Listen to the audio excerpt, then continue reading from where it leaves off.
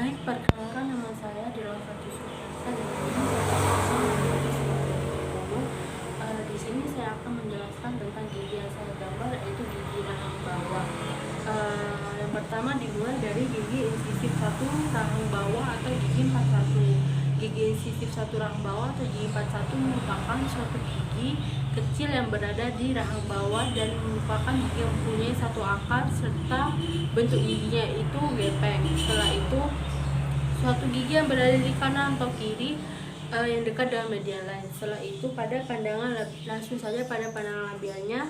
Pada pandangan labialnya ini bentuk mahkotanya itu seperti segi empat dan bentuk giginya itu seperti kapak, serta pada labial ini mempunyai sudut mesio-insisal sebesar 90 derajat.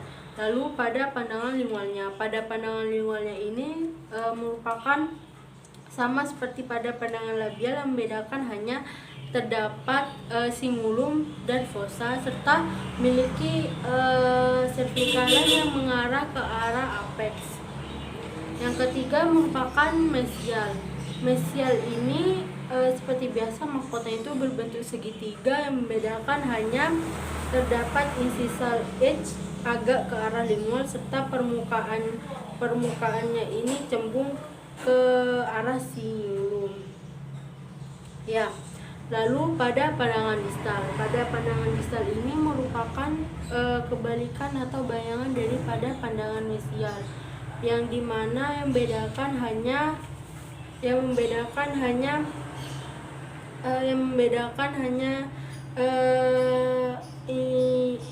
cervicalnya itu tidak terlalu dalam seperti pandangan mesial.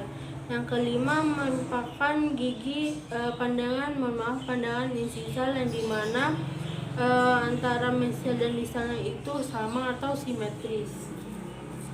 Baik, lanjut pada gigi insisif 2 rahang bawah atau gigi I2, gigi 42 merupakan gigi yang bersebelahan dengan gigi I1 rahang bawah, dan akarnya itu lebih besar daripada gigi insisif 1 rahang bawah.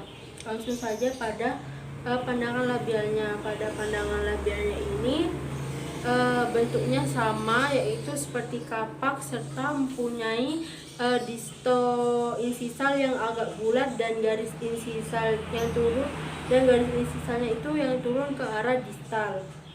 Setelah itu pada pandangan lingual merupakan kebalikan daripada pandangan labial, yang dimana yang membedakan hanya terdapat cervical line yang melengkung ke arah apex seperti pada gigi I1 rahang bawah tadi. Yang ketiga yaitu pada pandangan mesial. Pada pandangan mesial ini yang membedakan adalah terdapat cingulum dan cervical line yang melengkung ke arah apex. Lalu pada pandangan distal ini sama seperti pandangan mesial, yang membedakan hanya permukaannya ini seperti mesial, tapi terdapat cervical line yang tidak terlalu dalam seperti mesial.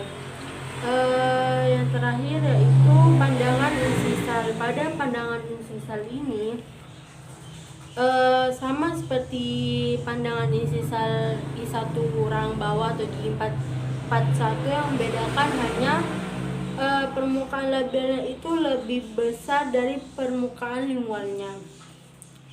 Lanjut pada gigi yang terakhir yaitu gigi caninus rahang bawah atau gigi 43, merupakan suatu gigi yang berada permukaan suatu gigi yang berada di kiri atau kanan median line dan mempunyai satu akar dan apex yang buncit. Baik, pada langsung ke pandangannya. Pada pandangan labialnya itu mempunyai dua lereng mesial dan distal, di mana lereng mesialnya itu lebih pendek daripada lereng distalnya. Yang kedua pandangan lingual. Pada pandangan lingual ini terdapat cingulum right fossa yang tidak terlalu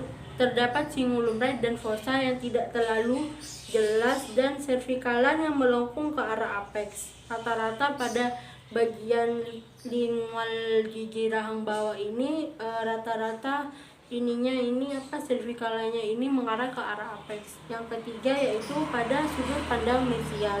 Pada bagian ini insisalnya itu tebal serta puncak kapsnya itu agak ke arah lingual. Puncak kapsnya ini agak ke arah lingual. Lalu pada pandangan distal sama seperti pada pandangan mesial, yang membedakan hanya servikalanya yang tidak sedalam mesial. Jadi sama, yaitu merupakan satu bayangan dari mesial, yang membedakan hanya servikalanya itu tidak sedalam milik mesial. Yang terakhir adalah insisal. Pandangan insisal ini permukaannya itu lebih lebar daripada lingual serta garis insisalnya itu miring ke arah lingual. Jadi permukaan labialnya itu lebih lebar dari lingual serta garis insisalnya itu agak ke arah lingual. Mungkin sedikit video yang saya jelaskan, semoga bermanfaat. Sekian dan terima kasih. Wassalamualaikum warahmatullahi wabarakatuh.